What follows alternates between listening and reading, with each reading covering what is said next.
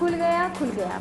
आपके शहर पूर्णिया में एक ही छत के नीचे सभी प्रकार के फर्नीचर के सामान उचित मूल्यों पर उपलब्ध है।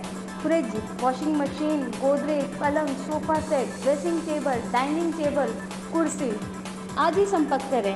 हमारा पता है राजा फर्नीचर, मेहता चौक, नहर के निकट।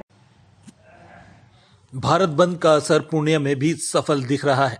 किसान आंदोलन को लेकर पूर्णिया के सभी राजनीतिक संगठनों ने भारत बंद को लेकर पूर्णिया के आनंद शाह चौक को संपूर्ण बंद कर इस आंदोलन को सफल बनाने का प्रयास किया गया।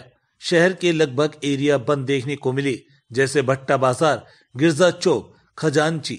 सभी मार्केटिंग दुकान बंद कर इस आंदोलन को सफल बनाया गया। पूर्णिया से मोहम्मद हफीज की रिपोर्ट, प्राइम न्यूज। सड़क पर प्रदर्शन चल रहा है। देखिए, ये कानून पूर्व में ये था, ये कॉन्ट्रैक्ट का मामला है, ये कॉन्ट्रैक्ट की खेती। अब किसान जो अपना उपज है, खेती है, वो बड़े बड़े उद्योगपति कॉन्ट्रैक्ट पर हमारे खेत को ले, शुरू में तो ये झांसा देगा कि हम इस मूल्य में बेचेंगे, आपका अनाज इस मूल्य में बेचेंगे, और धीरे धीरे जब कॉन्ट्रैक्ट के अंदर फसल का कीमत जब घटेगा तो वो औने पौने में हमारे किसानों से कम कीमत पर खरीदकर बड़े बड़े मार्केट में, निजी मंडियों में वो बेचने का काम करेंगे।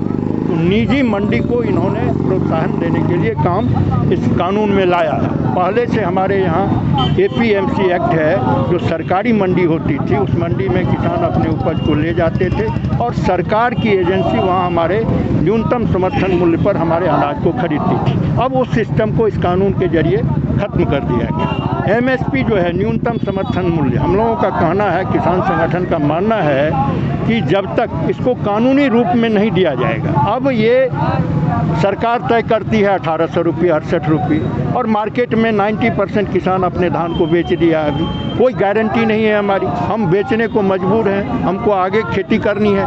तो इसलिए ये मार्केट, लोकल मार्केट में भी जो व्यापारी खरीदते हैं उनको भी हम बाध्य करेंगे। कानूनी दर्जा जब तक इस MSP पर नहीं होगा, व्यापारी बाध्य नहीं होंगे सरकारी दर पर खरीदने के लिए, तो आज छूट है, कोई भी किसी दर पर खरीद सकता है। ये सरकार कहती है 1 नेशन 1 मार्केट इस बिल में लाया है। तो 1 नेशन जो पूर्णिया के किसान हैं, बनमनखी के किसान हैं, गांव के किसान हैं, वो अपने अनाज को खेत में ही बेच देते हैं। उनकी ये हैसियत नहीं है कि 10 क्विंटल, 20 क्विंटल, 50 क्विंटल वो बड़े बड़े मंडियों में, पंजाब में, हरियाणा में, गुजरात में जाके अपने अनाज को बेचें। तो वो बिकेगा किसका? जो बड़े बड़े स्टॉक होल्डर हैं अनाज का, जो गोडाउन में होल्ड करते हैं 10,000 रुपये, 1000 रुपये क्विंटल अनाज खरीद के और उसको 2000 में बेचने का काम करते हैं। तो बड़े बड़े होल्डर्स, बड़े बड़े उद्योगपतियों का अनाज बड़ी मंडियों में, दूसरे राज्यों में बिकेगा, और जिसका मुनाफा उद्योगपतियों को मिलेगा और हमारे किसान को कहीं कुछ नहीं मिलेगा, कोई गारंटी नहीं है। ये तमाम किसान विरोधी बिल है,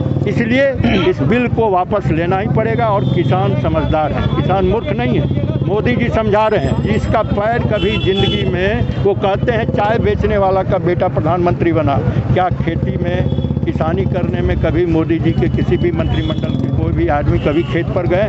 नहीं गए। उसे ये उपज क्या होता है, उसका मेहनत क्या होता है, उसका पता नहीं है।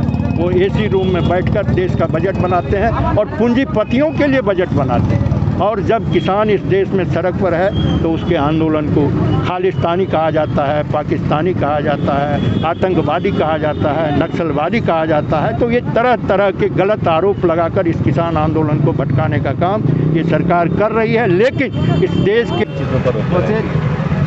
आज हम लोग पूरे भारत जो NDA के खिलाफ, NDA सरकार के खिलाफ किसानों को मुद्दा लेकर पूरे भारत तमाम विपक्षी पार्टी सड़कों पर है और किसानों के साथ है। और उसी के तहत आज पूर्णिया में हम लोग राष्ट्रीय जनता दल के और तमाम महागठबंधन के विपक्षी पार्टी के साथ किसानों के मुद्दा लेकर आज सड़कों पर है। मांगे क्या है? मांगे है जो NDA सरकार के द्वारा काला कानून NSP जो लाया गया है, जब तक वापस नहीं लेती है हम लोगों का ये आंदोलन जारी रहेगा। नाम बता देंगे? अरुण यादव, राष्ट्रीय प्रदेश महासचिव, राष्ट्रीय जनता।